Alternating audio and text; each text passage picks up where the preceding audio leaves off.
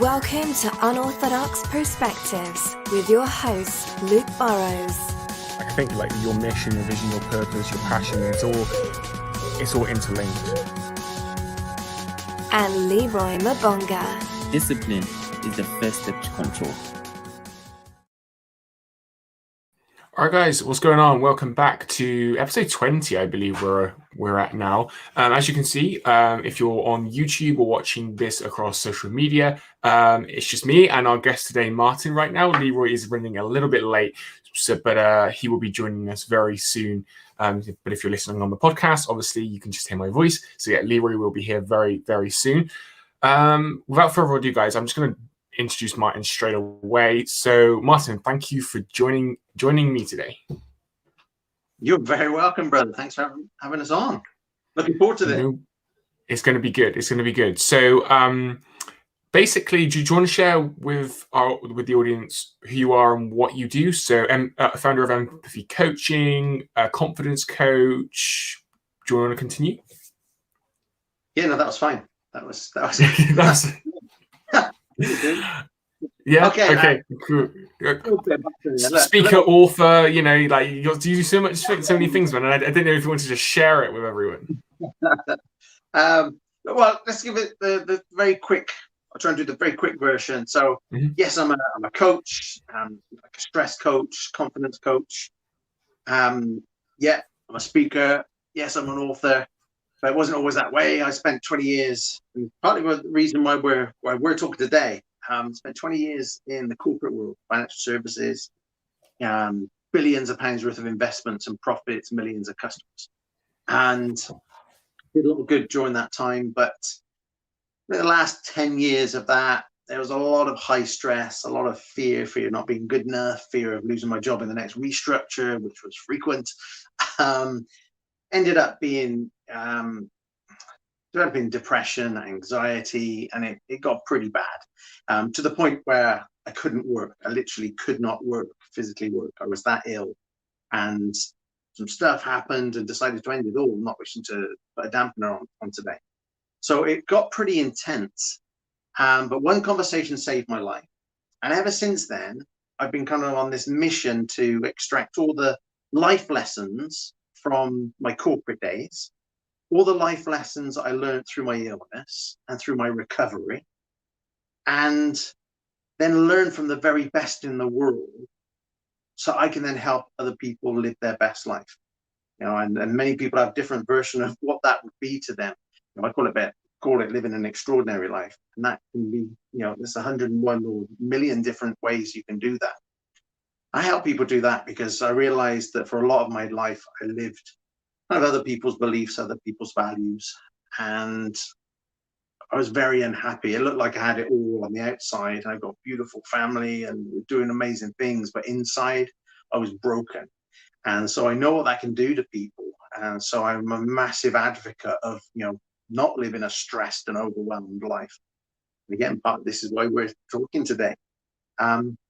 So I want to help people, coach them one-to-one, stress, confidence, living with purpose, coach business owners on how they can get the best out of themselves and their business. And yes, I speak about this and I write about it as well. So that's what I'm all about. And here I am right now with you guys. I'm looking forward to this. Absolutely, man. And so basically, guys, the topic today is all around culture building. And me and Martin are actually coming together to go on June the 29th. So if you're listening to this before June the 29th, I will share a link in the description. So go ahead and get yourself signed up, especially if you are an entrepreneur, a business owner, and looking to build a team, or maybe you have a team right now looking to scale your team. Definitely for you. And so I had the idea to bring Martin on. We can talk about culture building. We have some very unorthodox, I guess, ideas around like things that would be a very good idea for business owners to do when they are building their teams and stuff. So hopefully when Leroy comes on, he can jump in and maybe ask both of us some questions, because obviously we're coming together to do that event. But yeah, like so guys, that's ultimately the topic for today. And I think it's a pretty unorthodox topic, right?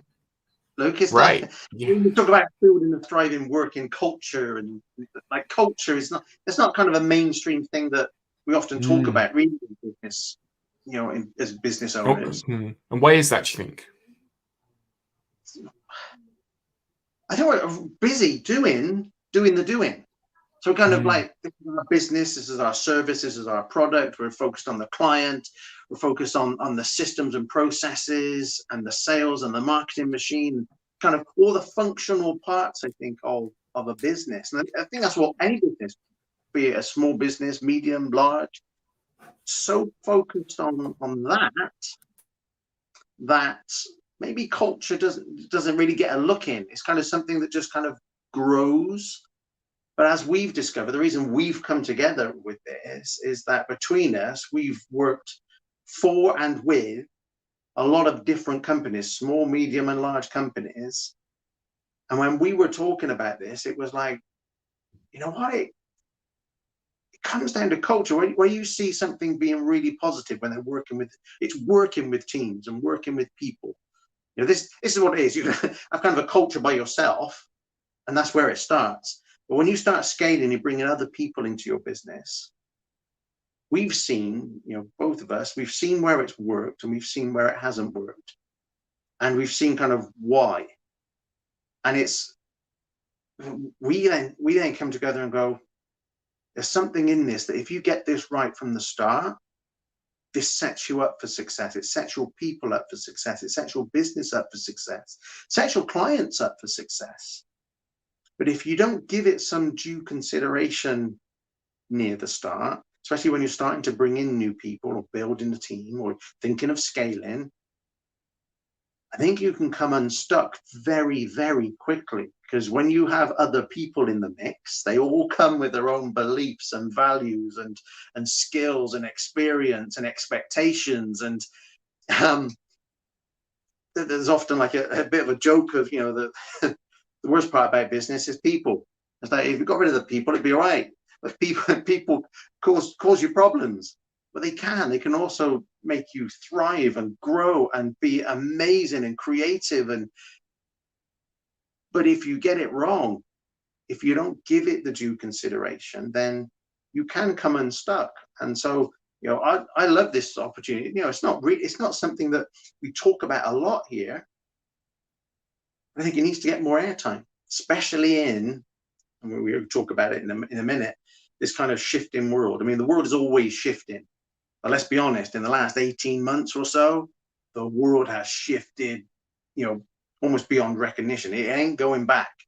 And there's lots of positives from that. So it's kind of, how can we grasp that now? How can we make the most of that now? If you're looking to build a team now, scale your business now, how do you take advantage in the positive way of what's happening and how people are right now and the lifestyle they want and what's important to them in terms of working for a business? You can tap into that. Oh man, the opportunities are amazing, right? Amazing. Yeah. I think maybe this whole culture thing is something that we think is for big business. We hear about culture when it comes to like the large corporations. Is kind of, they have a culture of this or that, but it's for everybody, because it's boiled down to it. It's just the environment you create with the people you work with. The environment we as business owners, what we create and what we want and how we want to be treated and how we want our business to be treated, how we want our clients to be treated. I think that's really exciting. I think it's really exciting, and it's something, I know we're both passionate now about getting this message out there and just getting it talked about. It's not like we're here with all the answers, right, Luke? Absolutely. Just decades of experience and going, well, you know what? Well, whenever we work for somebody that's good, it's kind of like this. If the things kind of go pear-shaped, these are the sorts of things that are at play, or these are the things that we're missing. So why don't we just bring all that together and try and help people navigate through this and set themselves up for the best success that they can have? And so on that, I think it could be valuable if we both maybe share some experiences we've had within workplaces, I guess, that let's say the cultures haven't been the best, and from that, and kind of like being on kind of the end of that, like what ultimately that done to us, I guess. I think that's an important point about being done too. I haven't worked for any evil corporations.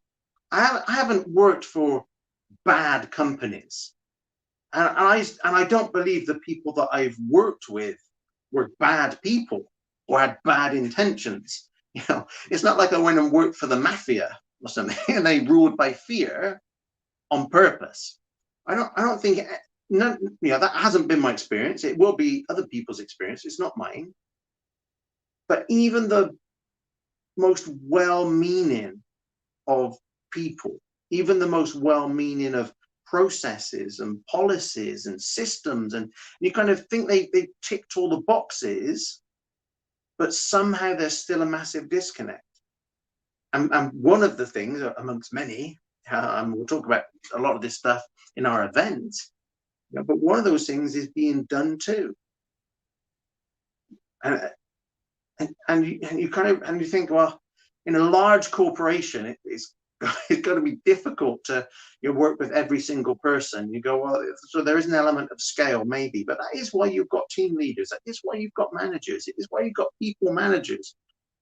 But maybe part of your culture is you're not letting your people managers manage the people. You're giving them so much work and tasks to do, they haven't got time to manage the people. So maybe that's part of it.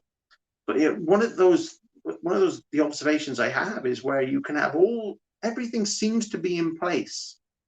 You've thought about this stuff. You've thought about your values and your beliefs in your company and what you stand for and how you expect people to behave. But it's a PowerPoint. It's an hour's training. It's a dissemination from your manager, and then it's a tick box on a performance management sheet. And there isn't that. When it comes to culture, when it comes to values, when it comes to belief, that's not up here. That's here. If you're just looking at tick box stuff, that's just up here. That's just like, well, okay. But if you're talking about really getting into the hearts of people and wanting them to really live your brand, feel your brand, so that they deliver your brand, your company, in a way that's going to light up not only internally but externally with clients, you got to spend time understanding them. You've got to understand this thing in here, which is kind of what we said earlier about when you bring other people into your business, they bring everything else with them. They bring a lot of baggage with them. They bring their beliefs and values, their expectations, like we said, their view of your company, the view of the world, the view of everything, what's important to them, family, how they want to live nowadays in terms of, flexible working, and, what does that mean in the 21st century, or to be honest, 2021 going forward. They bring all of that.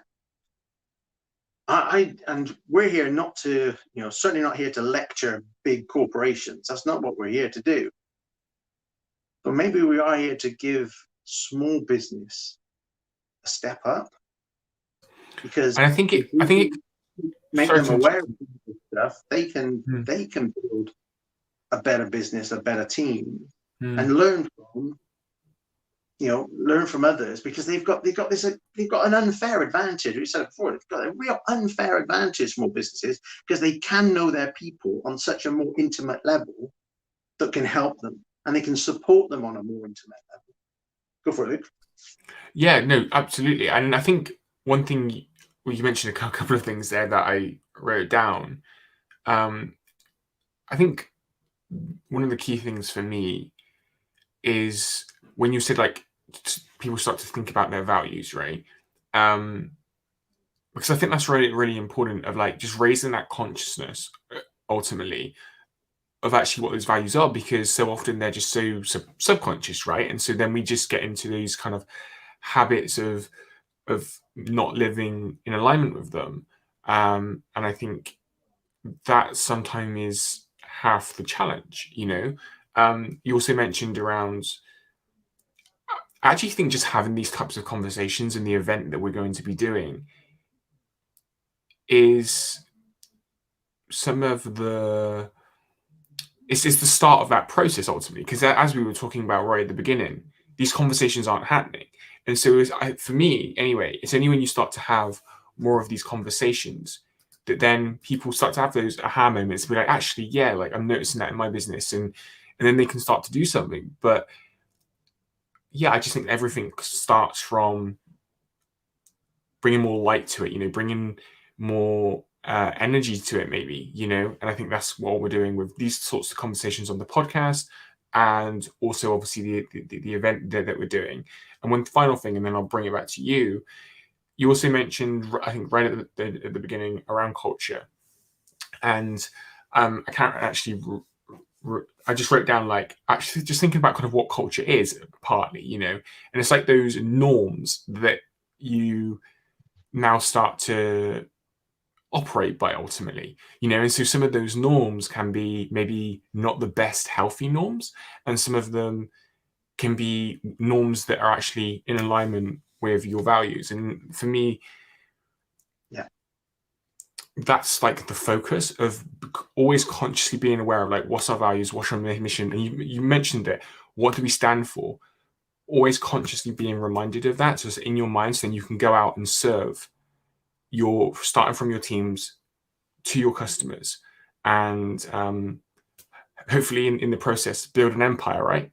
But yeah, like for me, when you also like mentioned culture, I was trying to think, like, a huge part of culture is those norms, and it's about changing those norms so it actually better helps, starting with your team, so it better helps your teams to ultimately thrive at the workplace. Absolutely, mate. Absolutely, man. There's so much there. You were spinning off of what I was saying, but yeah, it's wow. Right. Okay. Let's pick up on a few of those things. Like being the norm. That's a really good point, and it can be both positive and negative. And sometimes it's, and again, in my experience, it's not what's intended. There's kind of like this there's this view of what life is like. It's the view of what the culture is like from like a management team or a business owner. And then, but the experience for the people working in that business is actually very different.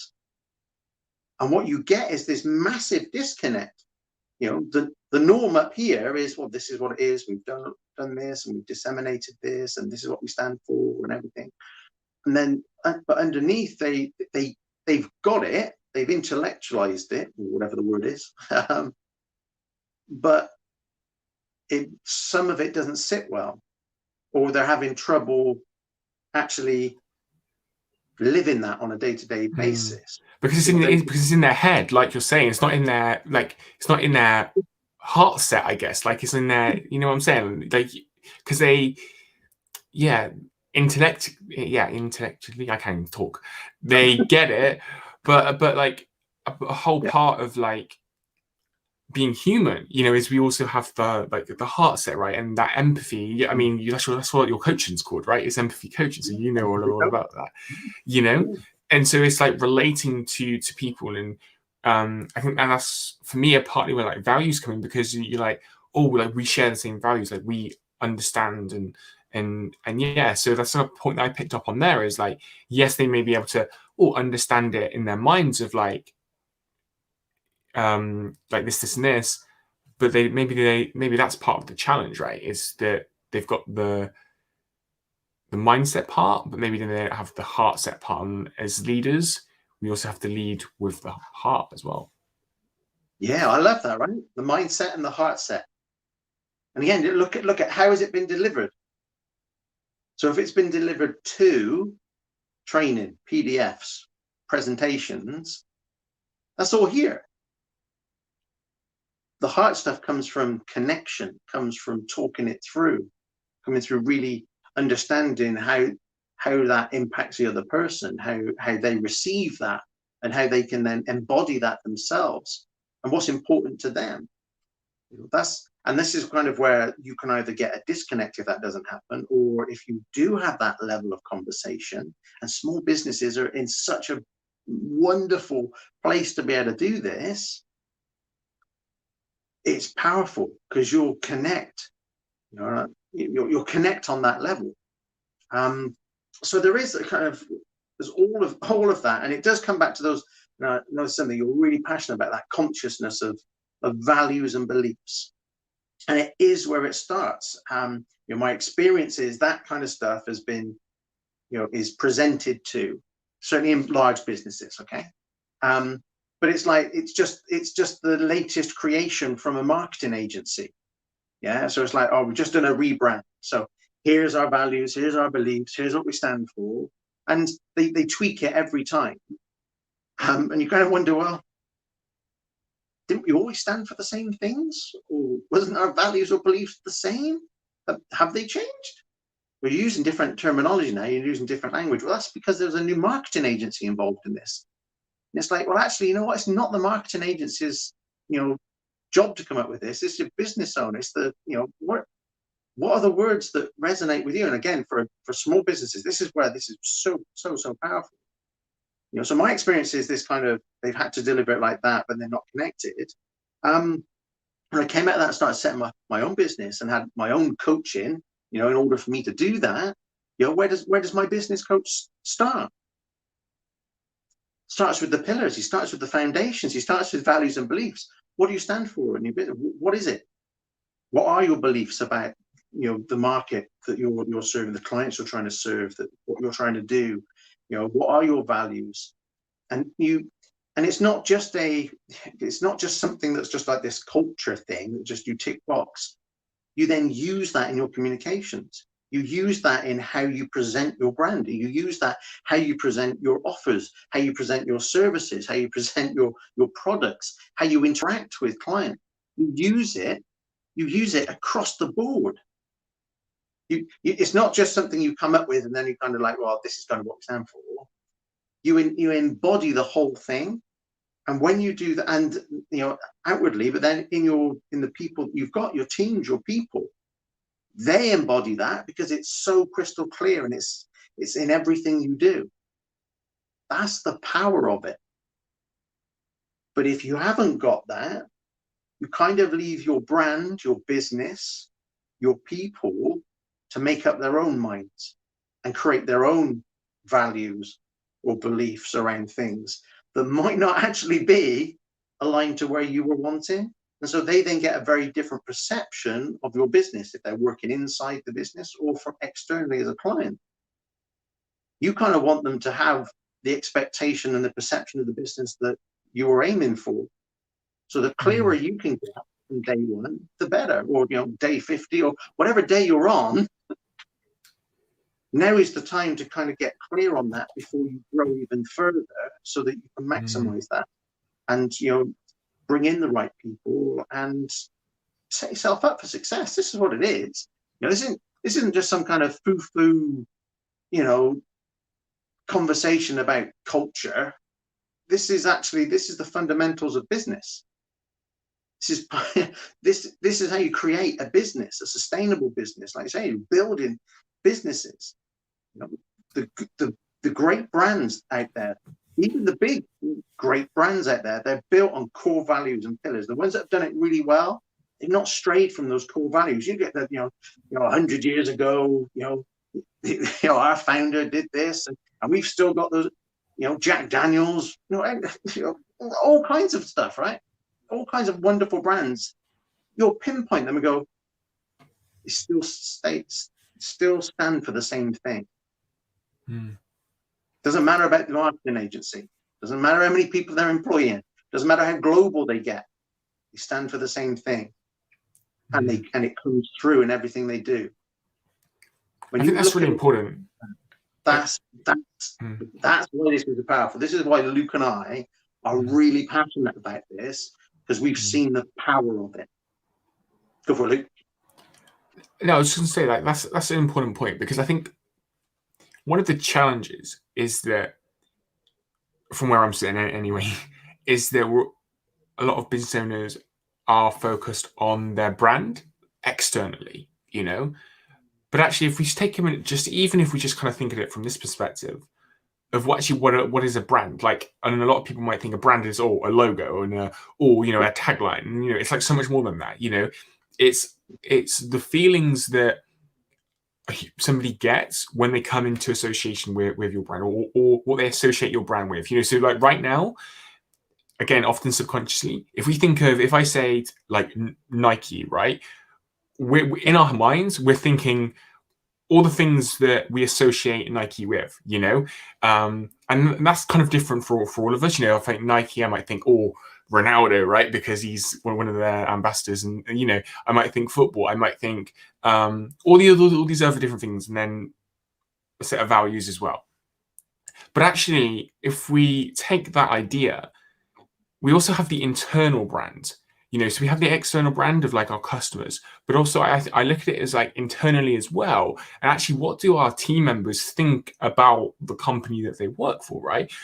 Are they working for a company that actually they think is, I don't know, maybe not doing good things, but they still work that job because like they feel like they have to, because I don't know, that's the only job they have, or the only job that they can get. And I'm just kind of making this up a bit, but like it's out there, like it happens, like, and I think that's one of the reasons why people hate their jobs, is because they're going to work for a place where they're not aligned with what they do, but they feel that they have to stay there because they have the house to pay, they have a family, etc., and obviously they have to support them. And I think like if we can come back to that word consciousness, right, if we can bring more consciousness to our businesses about actually like, what do we stand for? Maybe bring some of your team members in. It goes back to the point you were saying before about people not being done to. Include them. Like, I'm huge on community as well. The whole point of Grow Together, and like bring them in and like have that conversation with them. Like, what you stand for, and initially they might not know themselves because a lot of people don't. But then you start thinking and.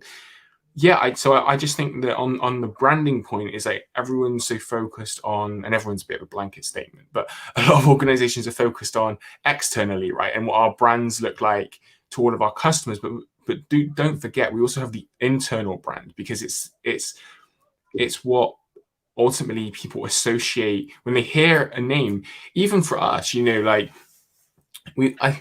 I read somewhere that we all have a personal brand, because if I mention somebody's name, then so if I'm having a conversation with Martin, and let's say Martin's met Leroy,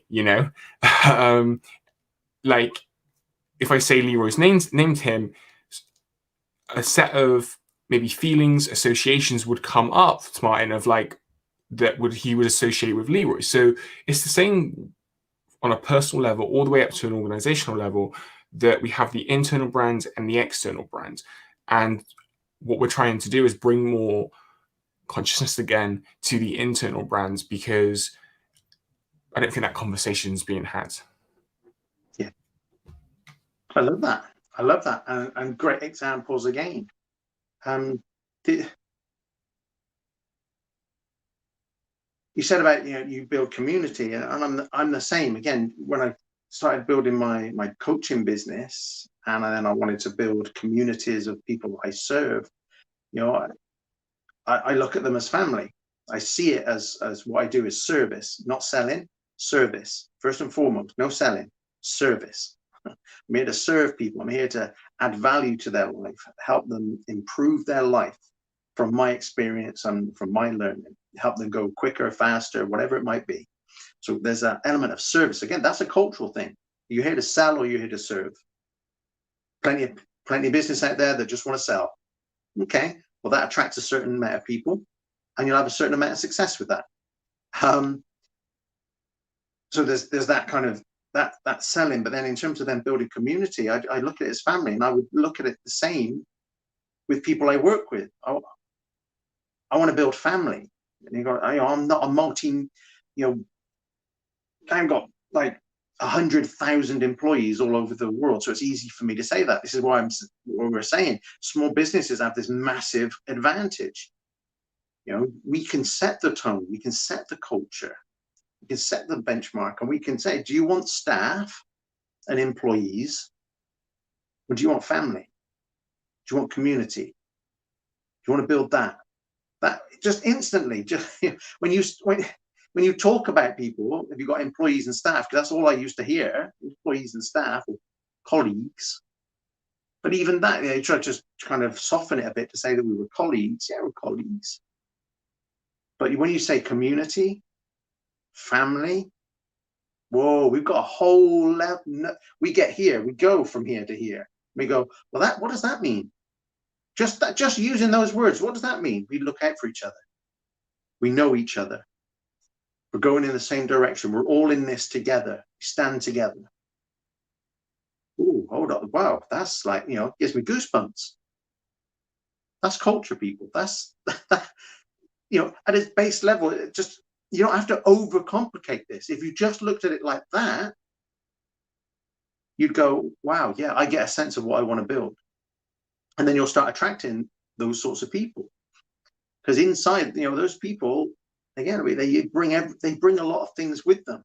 So what you want to do, just like you do with your clients, you're trying to attract, marketing is to attract and repel clients and potential prospects, right? So you want to attract the people that you want to work with, and you want to repel the people that your business just isn't for. That's the whole setup of marketing. That's what it's there for. But you want to do exactly the same thing for the people that you want in your team. But you're not going to do that if you're not clear enough. And if you don't get out of here and into here, because when you do that, you'll attract some amazing people. And then, again, this isn't then about exploiting that. A lot of companies exploit people's goodwill and all that kind of stuff to make them work harder and longer. It's not about that. Again, you come back to family, community. Do you exploit people? Do you go the extra mile now and then? Yeah, because you're family, you look out for each other. Do you expect it all of the time? No, because that's not what family does. That's taking advantage of people. So it's a beautiful conversation, but really, how often do we have this sort of conversation in business? You just don't have that conversation. Maybe it's a bit airy-fairy. Maybe it's a little bit emotional. Maybe, because which is business. We're here to, do business, and there's so many processes and systems and the mechanics of business, and we get so het up with that. Sometimes we can lose ourselves. Sometimes we can, even as business owners ourselves, we can lose what was the reason we got into this in the first place. Go back to that. Go back to your why. Reconnect with that, and then build from there, or refine things from there, and you'll always get a better result. You'll always get a more sustainable result as well. Yeah. So there was a couple of live streams I've done recently, and I kind of boiled them down to this real simple kind of like one-liner, which comes into what culture building and what we're talking about for me, of just like creating a place where people actually want to go to work. I know so many people that they wake up on Monday morning and they just don't want to go to work. Like, they just hate what they do and they just don't want to go to work, And I've kind of been on my own transformation journey, I guess, because for so long I was like over pro entrepreneurship, and I still am to a certain degree, because it enabled people to, for me anyway, in my mind, start something around that passion I love to do. And I realized that not everyone, they want to be an entrepreneur. And there are people who could thrive in the workplace ultimately. And then it's then about finding, like, there's this analogy in a book that I was reading. It's called Good to Great by Jim Collins, I think. I'm not sure if you've read it.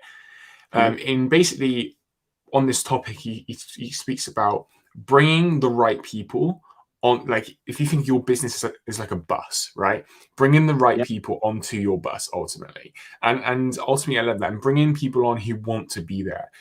Bringing people on who are also passionate about serving others and serving your customers. And then the other day I was watching another, getting very educated on this myself, guys, watching another coaching culture building video, and then it spoke about using the bus example again, of actually not just bringing the right people onto your bus ultimately, your bus being again your business, but then actually putting them in the right seats where they can thrive.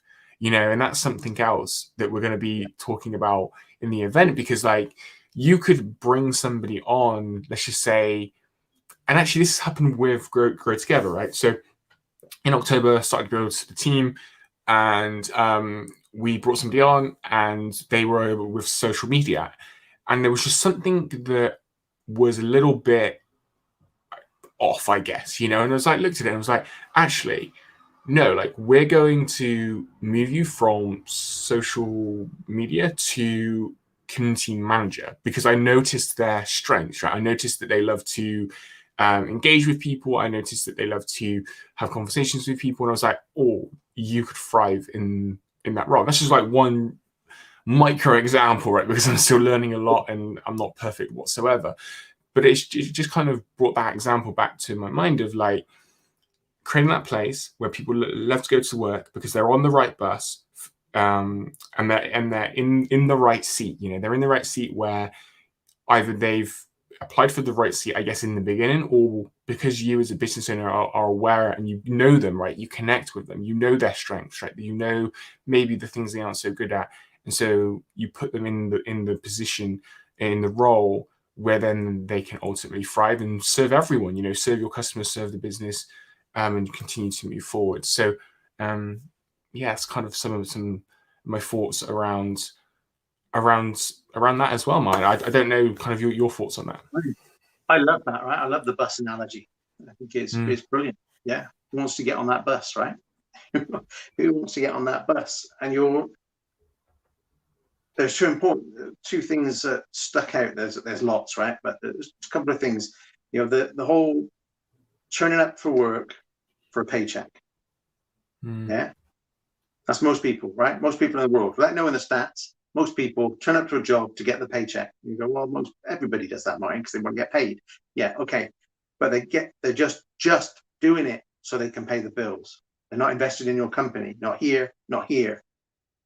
That's where the stress, that's where the depression comes from. That's where the misalignment of values and core beliefs, that's where not enjoying what they're doing, living for the weekend, not wanting to get up on a Monday morning, all that kind of stuff. That's where that comes from.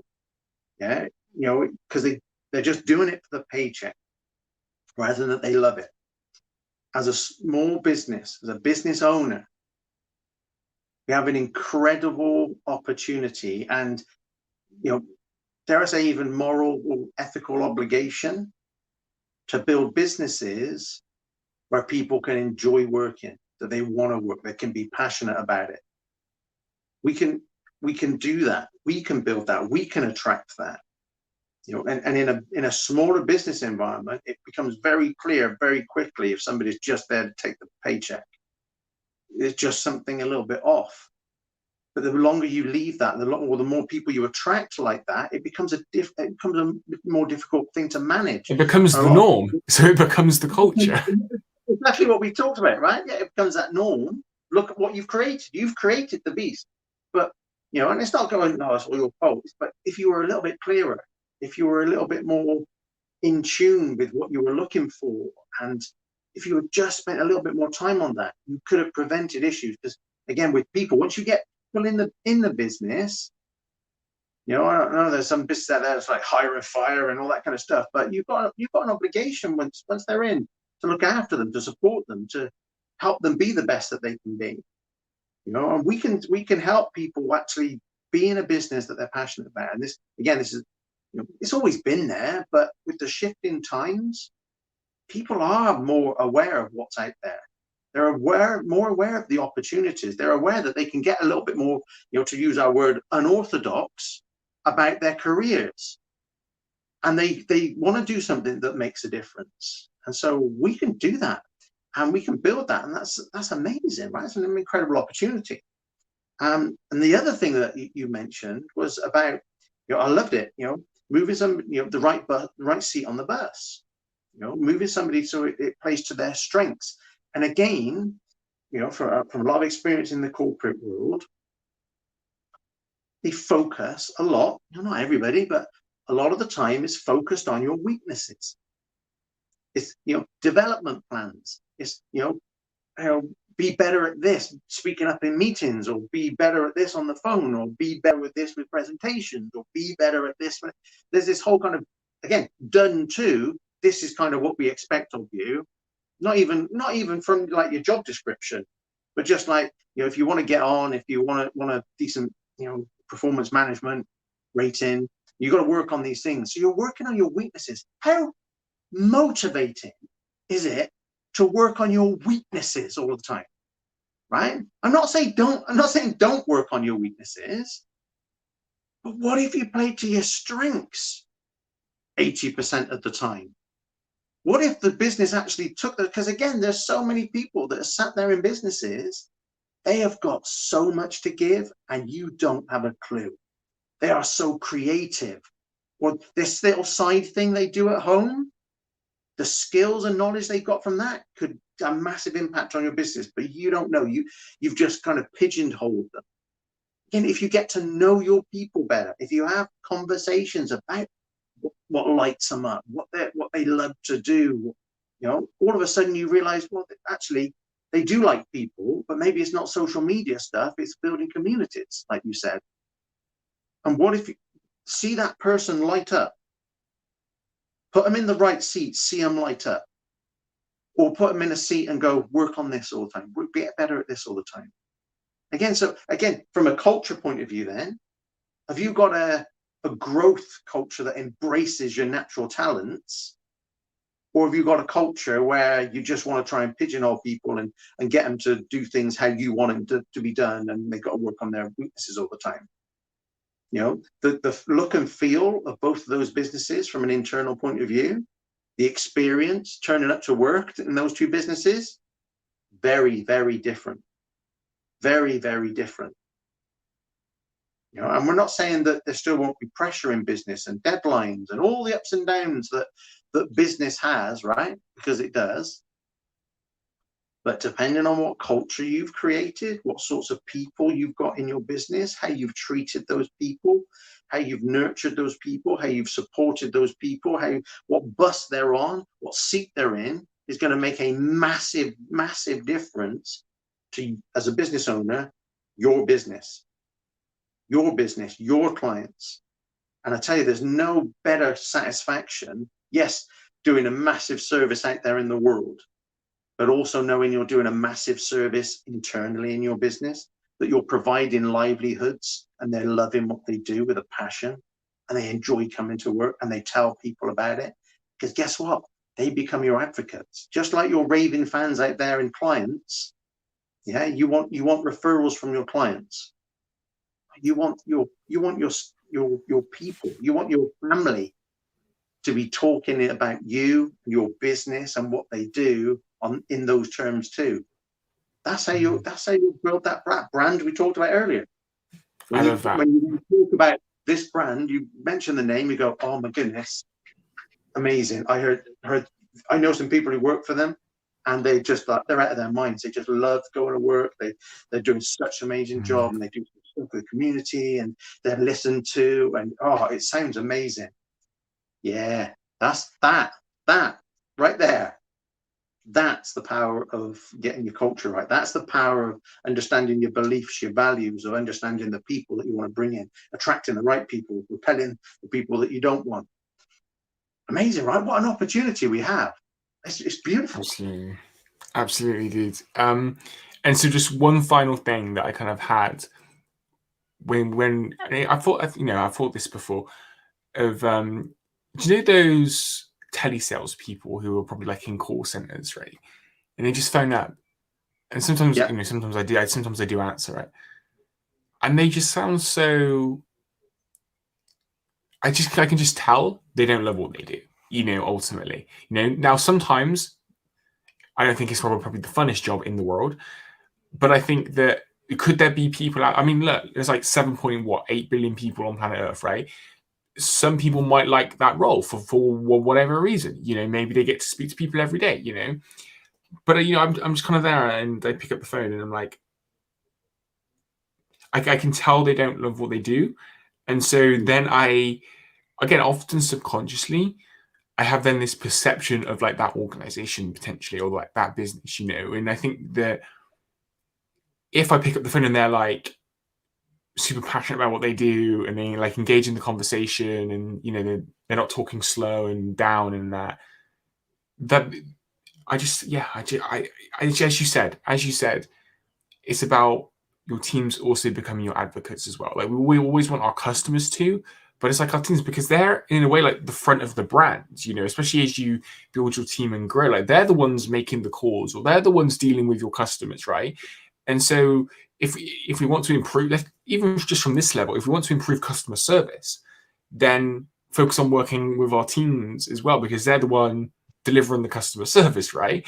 And so just like having these sorts of conversations with Martin, I think is going to start to help business owners become more conscious around this and help them. In the few minutes that we have left, do you have any final thoughts on that, and anything else you want to share before we wrap it up? And before I kind of hand it back to you, guys, I do apologize that Leroy hasn't been able to make it today, but we should be back next week, and Leroy should be here. But anyway, before we do wrap up, Martin, any final thoughts?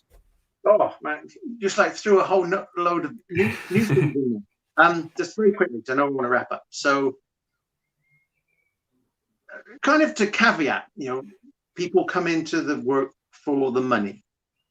There are people who do just want to turn up and do a simple job without the commitment and responsibility, and then just be able to go home and be able to forget about it, so they can then spend time with their family.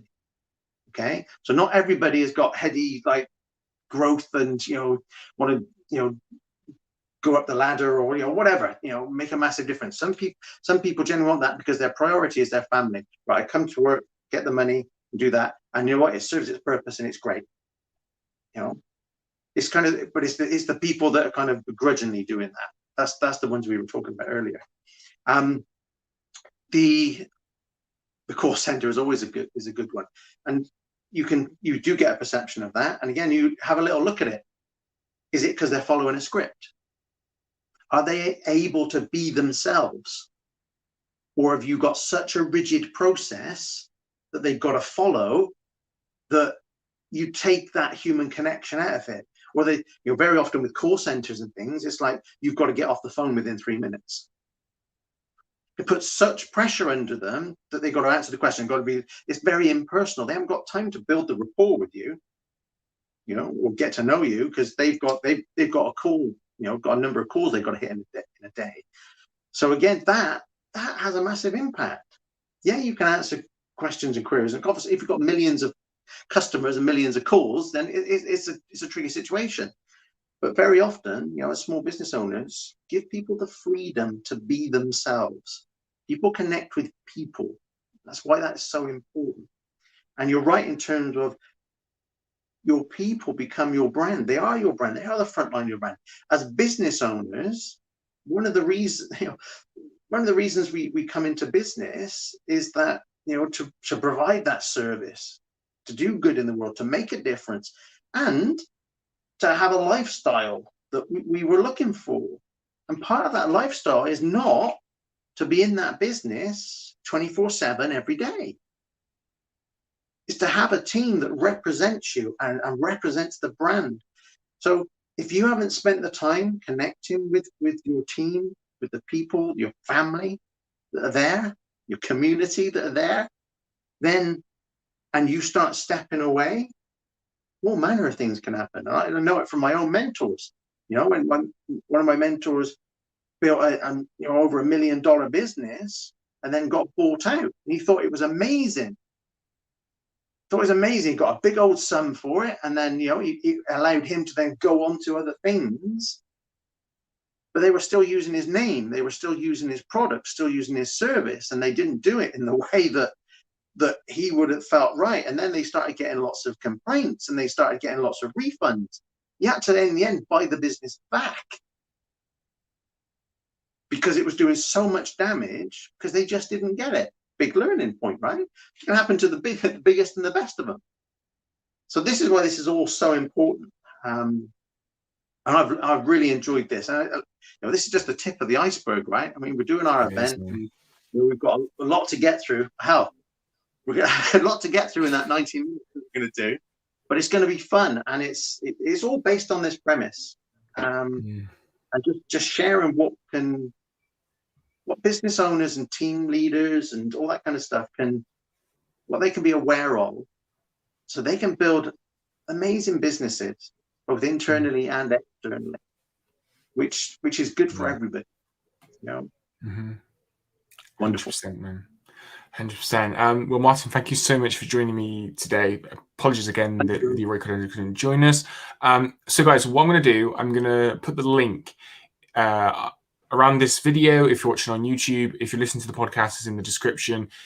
If you're listening to this before the 29th of June, sign up for the event if you've liked what you've heard here today and you want to join us. If it's after, still go to that link, because you will be able to get the recording.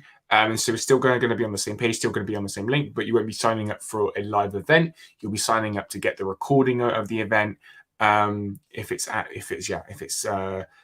you're listening to this anytime after the 29th of June. Either way, we've got you covered, right? Either way, we've got you covered. Really important subject. We've talked about. Like I said, there's tip of the iceberg. There's so much more that we want to share, but there's only so much time we can do it in.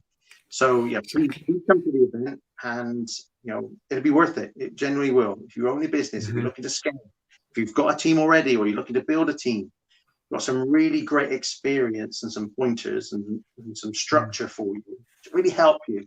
Build the best business, your brand, and make it the best that it can be. Absolutely. Martin, where can people find you online if they want to connect with you? If they've liked what you've shared, where can they find you online? Well, they can pretty much find me anywhere. So, Martin Seville or Empathy Coaching. And I am on Facebook, Instagram, LinkedIn, Twitter, your favorite platforms. Amazing. So come and see me, Martin Seville or Empathy Coaching. Awesome. Again, guys, I will link that down below. I will be back next week, hopefully this time with my co-host, Leroy. I'm not sure what's happened, but I will be back next week with Leroy. Until then, guys, have an awesome week, and I will talk to you next week. Great stuff. Hey guys, thank you so much for tuning into this episode of Unorthodox Perspectives. If you liked today's episode on the show, please subscribe and leave a comment below.